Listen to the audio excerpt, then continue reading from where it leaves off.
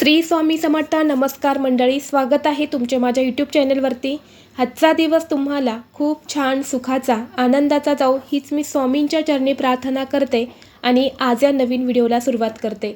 आज आहे 8 जानेवारी, वार शनिवार आणि आज आलेले आहेत जया एकादशी. प्रत्येक महिन्यामध्ये 2 एकादशी येतात आणि प्रत्येक एकादशीचं महत्त्व हे देखील वेगवेगळं असतं. जया एकादशी ही आपल्या हिंदू धर्मामध्ये अत्यंत महत्त्वाची आणि सर्वश्रेष्ठ मानली जाते. एकादशी तिथी ही भगवान श्रीहरी विष्णूंना समर्पित आहे. या दिवशी व्रत करून भगवान विष्णूंची पूजा केली जाते. हे व्रत केल्याने जीवनातील अनेक संकट, अडचणी, अडथळे दूर होतात आणि इच्छित मनोकामना पूर्ण होते. धार्मिकदृष्ट्या हा दिवस अत्यंत महत्त्वाचा असल्यामुळे या दिवशी काही प्रभावी उपाय आणि सेवासुद्धा केल्या जातात. आज या व्हिडिओमध्ये मी तुम्हाला एक अतिशय प्रभावी असा उपाय सांगणार आहेत. आज जया एकादशीच्या दिवशी तुम्ही उपवास नाही केला तरीही चालेल, पण संध्याकाळी इथे लावा फक्त एक दिवा. हा दिवा लावल्याने आयुष्याचं सोनं होईल. घराची, मुलांची, पतीची अगदी भरभरून प्रगती होईल. 7 पिढ्यांचे दारिद्र्य हे नष्ट होऊन तुमच्या मनातील कितीही कठीणातील कठीण इच्छा ही पूर्ण होईल. तर हा दिवा कुठे लावायचा आहे, कोणत्या वेळेत लावायचा आहे याबद्दलची संपूर्ण माहिती आज या व्हिडिओमध्ये मी तुमच्यासोबत शेअर करणार आहेत. त्यामुळे तुम्ही हा व्हिडिओ स्किप न करता शेवटपर्यंत नक्की पहा. चॅनलवरती नवीन असाल तर सबस्क्राईब करा आणि असेच माहितीपूर्व नवनवीन व्हिडिओ पाहण्यासाठी बेल आयकॉनला प्रेस करा. आज या व्हिडिओमध्ये मी तुम्हाला जो उपाय सांगणार आहे तर हा उपाय आपल्याला संध्याकाळी करायचा आहे. संध्याकाळी जेव्हा आपण आपल्या देवघरामध्ये दिवा लावतो, तुळशीपाशी दिवा लावतो, अगदी त्याच वेळेला तुम्हाला हा जो दिवा आहे तर हा लावायचा आहे.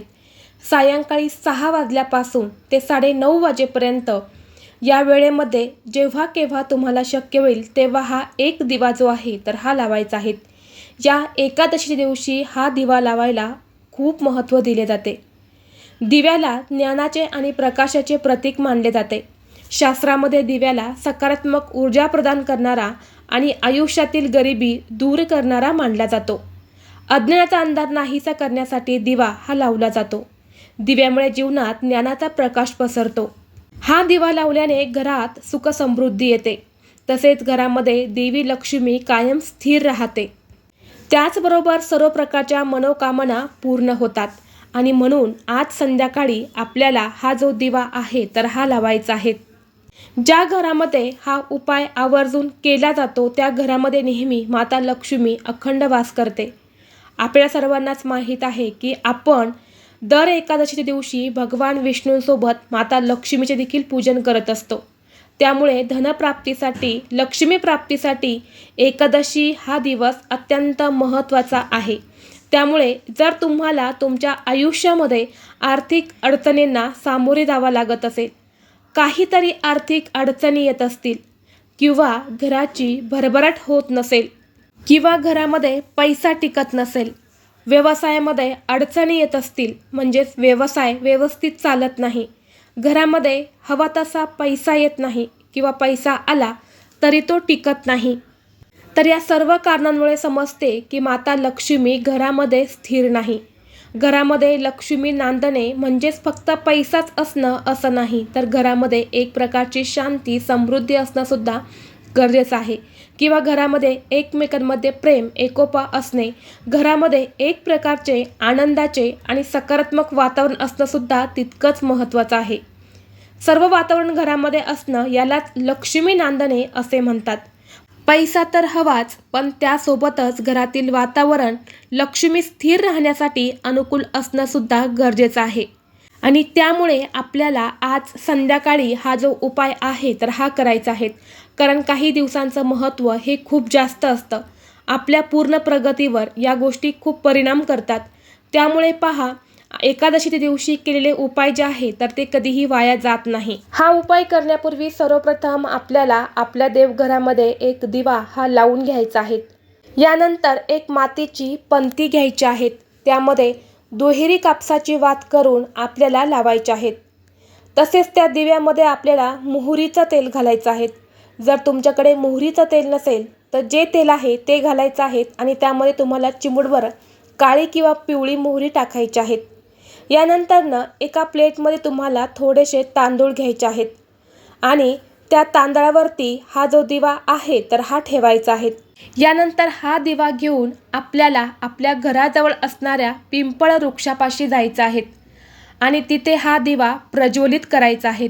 दिवा प्रज्वलित केल्यानंतरनं या दिव्यामध्ये आपल्याला एक कापराचा तुकडा टाकायचा आहे आणि दोन्ही हात जोडून माता लक्ष्मी भगवान विष्णूंचं नामस्मरण करायचं आहे. कारण या वृक्षामध्ये साक्षात भगवान विष्णू आणि पानांमध्ये माता लक्ष्मी वास करते.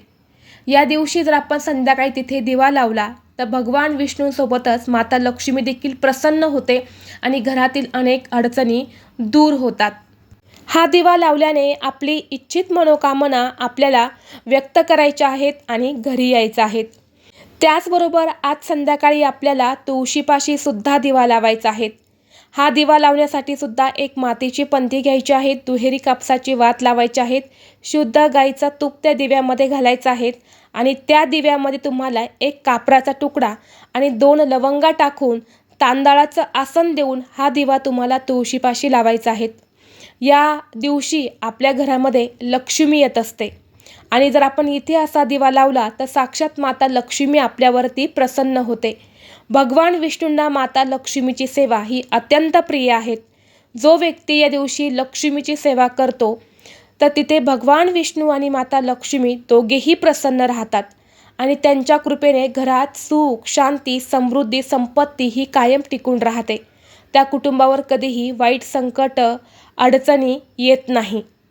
तसेच जर तुमच्या घराजवळ केळीचं झाड असेल तर त्या झाडापाशी सुद्धा तुम्हाला एक शुद्ध गाईच्या तुपाचा दिवा लावायचा आहे. कारण या झाडामध्ये सुद्धा साक्षात भगवान श्रीहरी विष्णू वास करतात. एकादशीच्या दिवशी जो व्यक्ती मनोभावे या वृक्षापाशी दिवा लावून त्या झाडाची पूजा करतो त्या व्यक्तीच्या सर्व मनोकामना पूर्ण होतात. त्या व्यक्तीला प्रत्येक कामामध्ये यश मिळते. म्हणून तिथे सुद्धा तुम्हाला एक दिवा लावायचा आहे.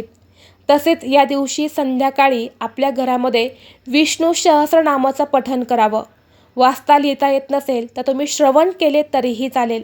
जर घरामध्ये आपण विष्णू सहस्रनामाचं पठण केलं तर घरातील अनेक अडचणी ज्या आहेत तर त्या दूर होत असतात आणि भगवान विष्णूंचा विशेष आशीर्वाद हा आपल्याला प्राप्त होत असतो. या दिवशी भगवान श्रीहरी विष्णूंना आवर्जून आपल्याला तीळ अर्पण करायचे आहेत. या दिवशी तीळ अर्पण करायला खूप महत्त्व आहे. तर अशा पद्धतीने हे छोटे छोटे उपाय जर आपण या दिवशी केले तर या दिवसाचं महत्त्व हे आपल्याला प्राप्त होत असते.